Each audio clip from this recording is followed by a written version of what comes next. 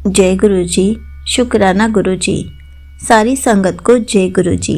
संगत जी, यह सत्संग सिमरन आंटी जी का है।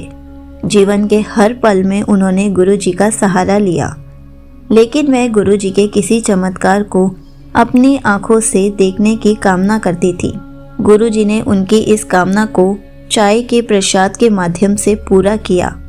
इस अनुभव ने उनकी श्रद्धा को और भी मजबूत बना दिया है, जिससे वो हम सबके साथ शेयर करना चाहती हैं। तो चलिए आंटी जी का सत्संग सुनाती हूँ। सिमरन आंटी को गुरु जी से बहुत लगाव है। गुरु जी के साथ वो बहुत टाइम से जुड़ी हुई हैं।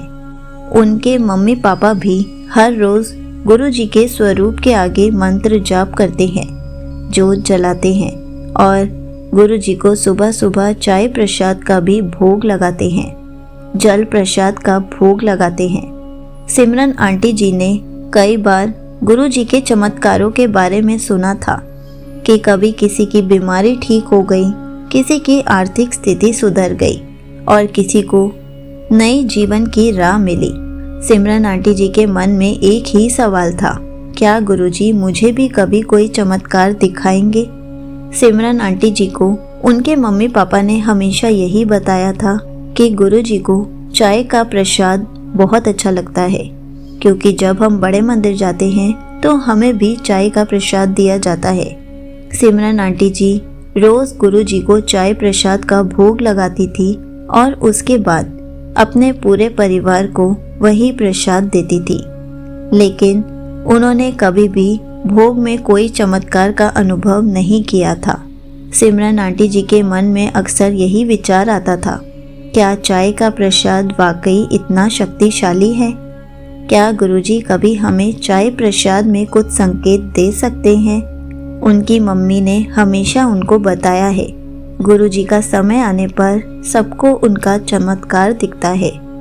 एक दिन सिमरन आंटी अपना फ़ोन देख रही थी और उनको गुरुजी का मैसेज रिफ्लेक्ट हुआ कि आज मैं तुझे किसी भी रूप में दर्शन देने आ सकता हूँ, मुझे पहचान लियो।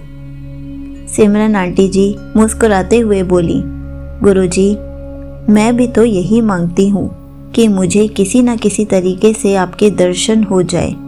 मेरे मन में भी यही है कि एक बार तो मैं भी आपका चमत्कार देखना चाहती हूँ।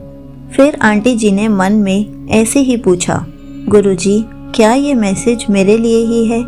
क्या आप सच में मुझे कोई संकेत दोगे? जब सिमरन आंटी जी ने अगले दिन चाय का भोग लगाया, जब उन्होंने प्रसाद बनने के बाद रसोई में गई कि सबके कप में वो चाय प्रसाद को थोड़ा थोड़ा डाल देंगी, जैसे ही उन्होंने कप के ऊपर से कटोरी उठाई तो उन्होंने देखा कि चाय के ऊपर सफ़ेद झाग में स्पष्ट ओम का चिन्ह बन गया था। सिमरन आंटी जी एकदम से हैरान हो गई और उनकी आंखों से आंसू बहने लगे कि गुरुजी, आपने मेरी प्रार्थना का उत्तर दे दिया। आपने मुझे परिवार के साथ ये अनुभव कराया।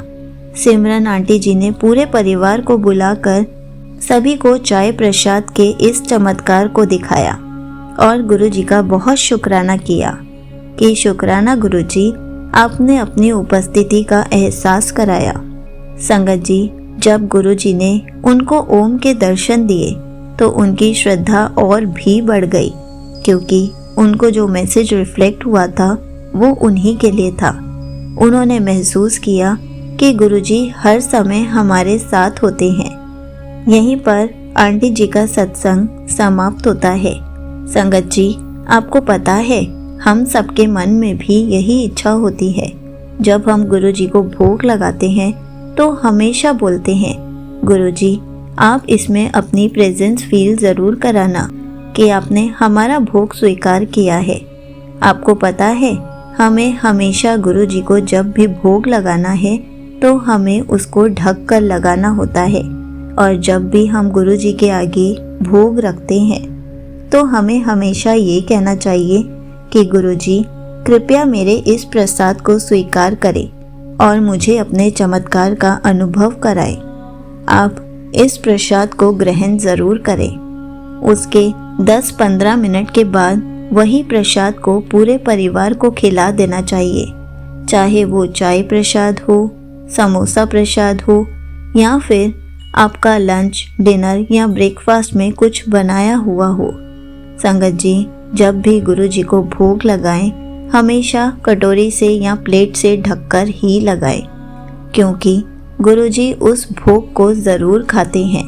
हमें कभी भी ऐसा नहीं सोचना चाहिए कि क्या गुरु जी हमारे भोग को स्वीकार करते हैं, क्या गुरु जी हमारे भोग को खाते हैं, क्योंकि गुरु जी हर संगत के घर पर साक्षात विराजमान हैं और गुरु जी सब सुनते हैं, सब देख रहे हैं। जो हम गुरु जी से छुपाते हैं वो भी गुरु जी को सब पता है। गुरु जी हर संगत के भोग लगाए हुए को ज़रूर खाते हैं, उसमें कभी कभी अपनी प्रेजेंस भी फील करवाते हैं, ताकि हम खुश हो जाए कि गुरु जी ने हमारे भोग में ओम दर्शन दिए। गुरु जी हमें बहुत सारे रूपों में दर्शन देते हैं, बहुत सारी तरीक़ों से अपनी प्रेजेंस फील कराते हैं। इसलिए हर पल गुरु जी की प्रेजेंस को समझना सीखें, क्योंकि गुरु जी हमेशा हमारे अंग संग ही रहते हैं, हर पल हमारे पास ही होते हैं। जय गुरु जी, शुक्राना गुरु जी।